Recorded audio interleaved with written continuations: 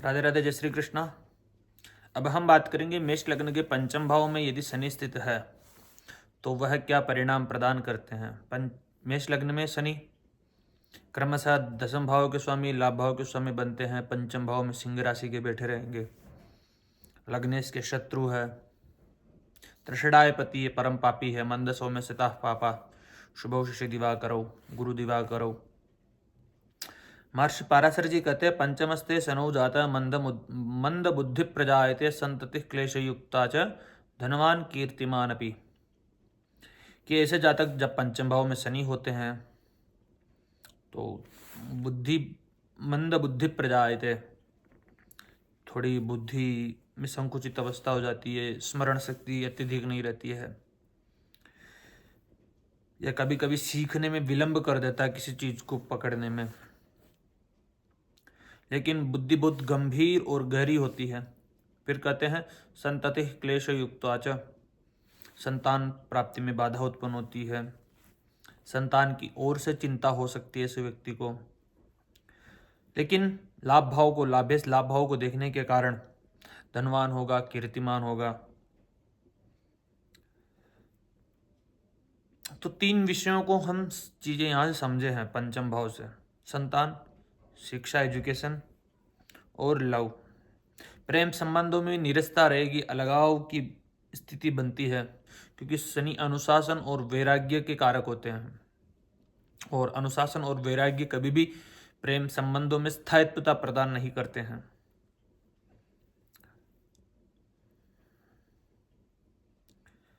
शनि की दृष्टि सप्तम भाव पर रहेगी, लाभ भाव पर रहेगी, द्वितीय भाव पर रहेगी। सप्तम भाव होने के कारण, सप्तम भाव पर दृष्टि होने के कारण वैवाहिक जीवन में परेशानियां, विलंब से विवाह है, तलाक की स्थितियां उत्पन्न करना। यदि शुक्र सही नहीं है और स्त्री की रहे तो गुरु सही नहीं है, तब ज़्यादा परेशानियों का सामना करना पड़ सकता है। साथ जीवन साथी के साथ में उम्र का भी बड़ा अंतर हो सकता है।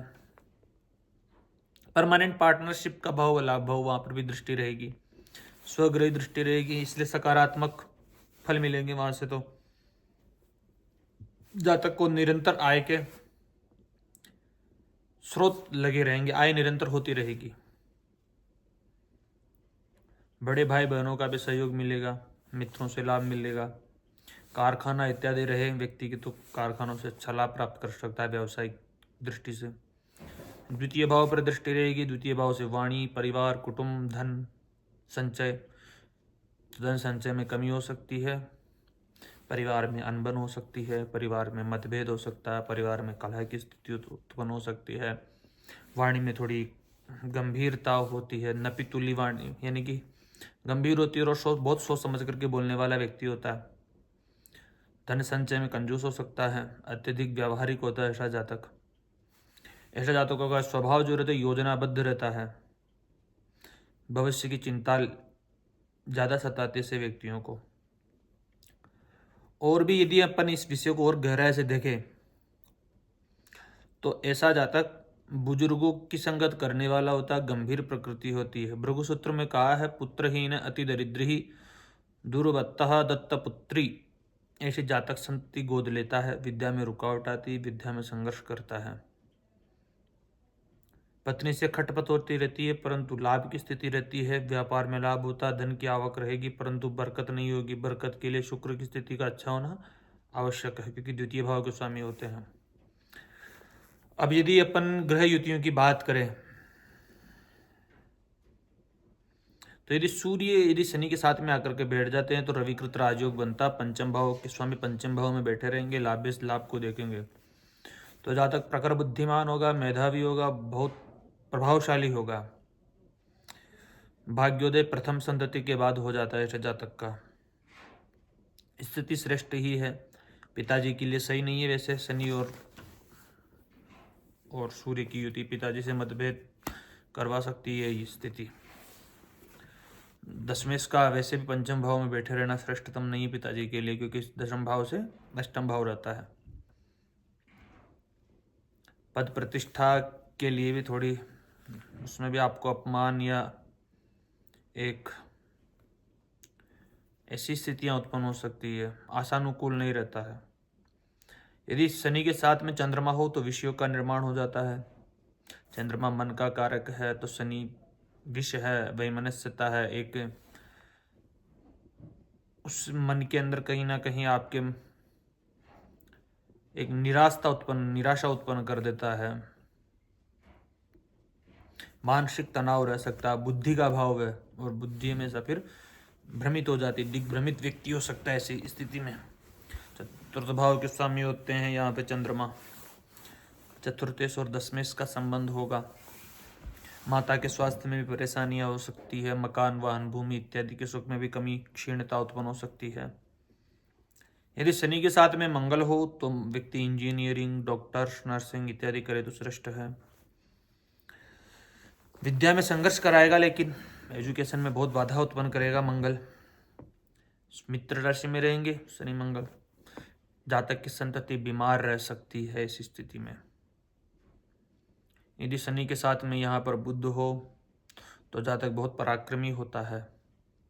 जातक की कन्या संतति अधिक होती है। बुध यहाँ पे तृतीय भाव के स्वामी, षष्ठ भाव के स्वामी होते हैं।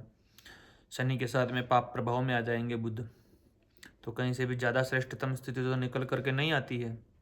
सिविल प्रशासन के योग भी बनता है शनि और बुध की युति को। नौकरी तो लग सकती है ऐसे व्यक्ति की। यदि राजयोग भी हो, शनि के साथ में यदि गुरु हो, नवमेश और दशमेश का संबंध बनता है, लेकिन यह राजयोग उतना प्रभावी नहीं हो सकता है क्योंकि मेष लग्न है नवमेश दशमेश का। महर्षि पाराशर जी कहते हैं, मंद सौम्य सिता फाबा शुभौ षष्टि दिवा करो न शुभम योग मात्रेण प्रभवेच्छनि जीवयो हो। क्योंकि यहाँ पे शनि लाभ भाव के स्वामी भी होते हैं, तो लाभ भाव होने के कारण त्रिषणाय पति है। पता है त्रिषणाया नाम दीपा फल प्रदा, त्रिषणाय पति होने के कारण राजयोग को भंग कर देते हैं। राजयोग प्राप्ति में बड़े संघर्ष करना पड़ सकता है ऐसे व्यक्ति को। धर्म कर्मादि नेतारौ रंध्र लाभादिपो यदि तयोः संबंध मात्रेण न योगं लभते नरः। तो बड़ी परेशानी है राजयोग प्राप्त होने में, लेकिन भाग्येश भाव पर भाग्येश की दृष्टि रहेगी तो भाग्यशाली तो होगा ही। लग्न पर दृष्टि रहेगी तो स्वास्थ्य अच्छा रहेगा ऐसे व्यक्ति का।